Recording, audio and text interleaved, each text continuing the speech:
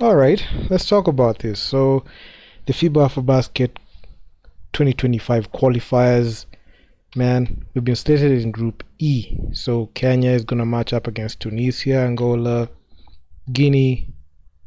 I mean, this is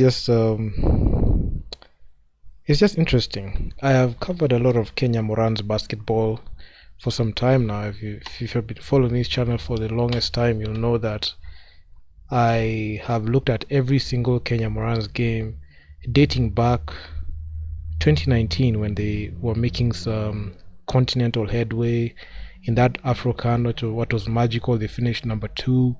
We talked about the 2020 FIBA Afrobasket qualifiers, which were not the greatest, but we had that historic win against Angola, which was great, and we rounded up with a record of 2 wins, 4 losses. But we were able to qualify for the Afrobasket. In the Afrobasket, we went and laid an egg and only won one game, got eliminated by South Sudan, and that's pretty much it in Afrobasket. Then we had the FIBA World Cup qualifiers, lost every single game, and since that time we've just been going downhill. So I know we're not going to have the same roster that was there before, but one thing I must say is this, right? Given like the events that have happened, I don't think that we will be able to get into those heights that we were in, because even looking at the group, we met Tunisia in the classification games in the AfroCan this year, and they made quick work of us. I know it wasn't a game that mattered or counted, because after losing against Morocco, the game we played against Nigeria was meaningless. It was just a classification game, which we won, which meant nothing because we got knocked out by Morocco. And when we lost against Tunisia, it was heartbreaking. I know there were people who thought that we would win that game, but that game, even if we won it or lost it, meant nothing. We lost that game and we finished number sixth. And we don't even have the services of a top quality coach. You can see on the photos slideshow you're seeing Coach Liz Mills is there. She, since she left the Kenya Morans, she's had like a very good run, especially in African basketball. She was able to coach Saleh in Morocco. I mean, in the BAL, made the playoffs. She coached the ABC Fighters. She has been awesome. Her teams have been making the BAL playoffs. She has had very good rosters, and right now she is coaching the Bangui Sporting Club, hailing from the Central African Republic. So she's had a very good run, especially when it comes to African basketball. But when you look at Kenya, it has been downhill. Like ever since she left, ever since Telongwai left, it's just been a constant barrage of just losses. Even the guys that we had, even the guys that were there on the roster, I know I've called them the legacy players. Even with them on the roster, they have added little to no help, and they have added little to no value or even production when it comes to basketball. And sometimes is it the fact that we can't rebuild? That begs the question, because I remember when in the lead up to the FIBA Afrocan 2023, I was talking about why is it that we can't rebuild? Why is it that we're looking to contend and not rebuild? Why is it that we can't trust the young guys, but we keep putting in the same guys and thinking that putting in the same guys is gonna work? I know these are trials that have been put out. I will cover it in a separate video, but talking about the national team, I don't think we stand a chance against beating Tunisia. I'm gonna just call it the way it is right now, because based on how continental basketball is unfolding, Tunisia is a powerhouse when it comes to basketball, and I don't think we're going to be able to take them on anytime soon. Both 3-3 and 5x5. South Sudan just came in and just swooped in and grabbed the number one spot, and I know they're gonna hold that spot for quite some time now because they're locked in for the Paris Olympics. So even playing in the Afrobasket 2025, it's just practice for them, because you look at their run in the FIBA World Cup qualifiers and the actual FIBA World Cup, they have been sensational, and they have left Kenya. And Kenya were just, feeding on the scrub, just bottom feeding. Even in East African basketball, we are not even the best team. we can't even produce even the best quality talent to like contend in there. Kenya cannot produce that. That's why you keep importing, like getting those players to play for abroad. And of course they give us some quality, but it begs the question, why is it that we can't be able to like have players that are able to hold their own, especially when it matters in those games. Our quality is questionable, our coaching decisions are questionable. We keep putting coaches there, we don't know what they're doing. Someone like Coach Clifford should not even coach a national team. We shouldn't be having all these nobodies trying to coach our team. We shouldn't be having players who don't know what the Kenyan jersey stands for. And sometimes I feel like they need to be audited and investigated if like if they're being put there irregularly. There's something that needs to happen, because this is not something that should be happening.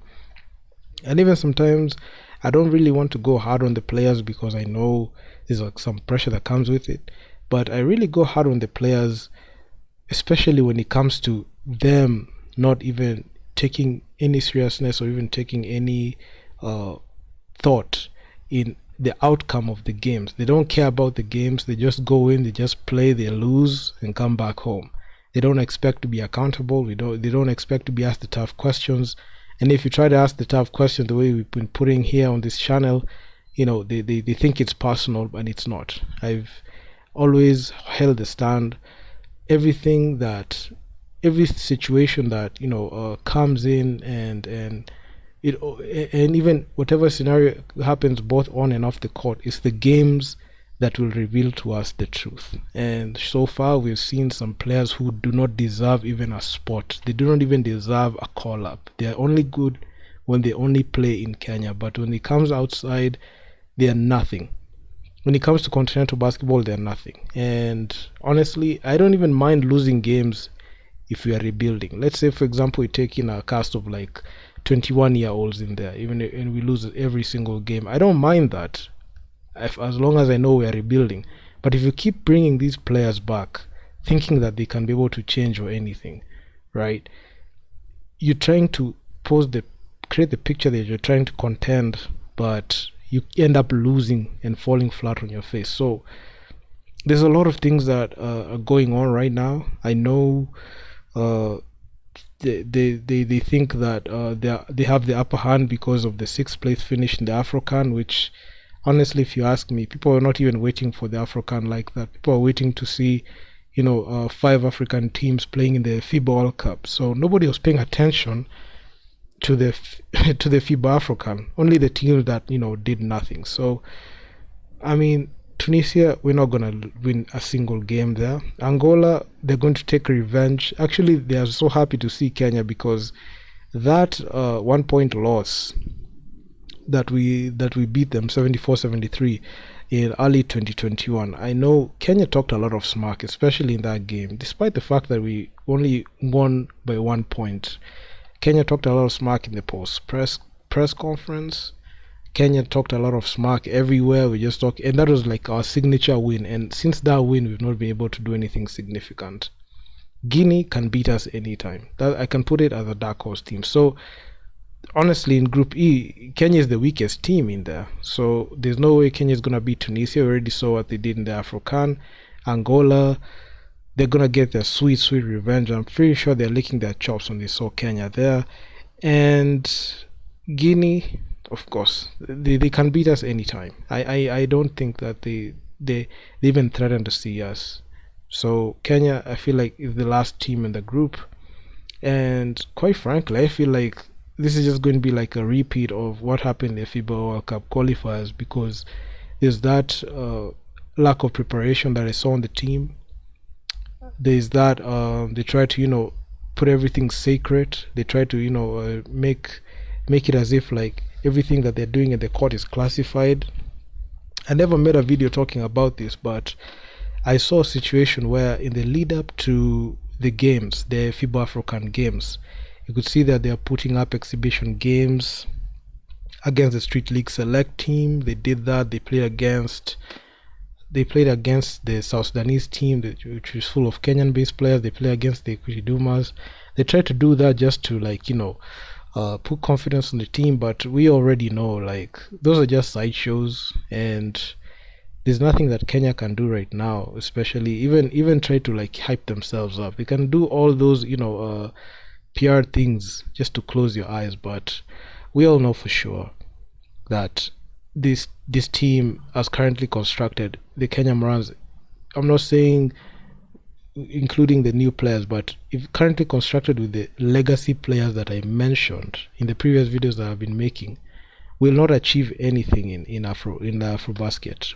We've had our shot in the Afrobasket, we've wasted it, and right now continental basketball, things get progressively difficult when it comes to us even being able to win games. So even with the whole BAL being there, we're seeing a lot of talent in Africa, and it gets harder and harder for us to be able to remain in the spotlight, even if we're not even in that spotlight, right? Like that. But honestly, we fumbled on Coach Liz Mills. We messed up. We fumbled on Ty Longwai. We messed up, and we're just suffering like the aftermath. Since then, the team has never been the same. Yeah, okay, you can say the 2 wins we had against Cote d'Ivoire and Nigeria can be able to like try to boost your confidence, but remember, the game against Cote d'Ivoire was the first game. We won that game. Tried to, that game kind of like shut everyone's eyes. But if you look at the next games, we play against Gabon, we play against Morocco. We lost both games embarrassingly. I know the Gabon game was reachable, but we just have a few choke jobs along down the stretch in that game. The Morocco game, we just got outclassed. I just had a feeling we're not gonna be able to beat that team, and Morocco went ahead and won the whole thing. So us finishing like poorly right now, if the next African comes in, we have to go through the qualifiers. So the only thing that makes us go to the qualifiers is because we had a good finish. If we didn't have a good finish when it came to the Afrobasket, and it's not like we had a good finish, we got beat by South Sudan. So looking at that, if we don't perform well, which I'm saying I'm lowering the expectation bar on our team, I don't think we'll be able to have a easy route, especially when it comes to like continental games. So I mean, I lowered all my expectations on the team. I know I've talked about the Kenya Morans countless number of times in the video and in my videos, and who would have thought like these guys blocked me 4 years ago on Twitter, and right now I'm just laughing so hard because they unblocked me recently. I just saw that, and I must say I hope they're now open to analysis, and they're open to constructive criticism, because I saw a lot of yes men who are around that team, and they're not going to tell them the truth.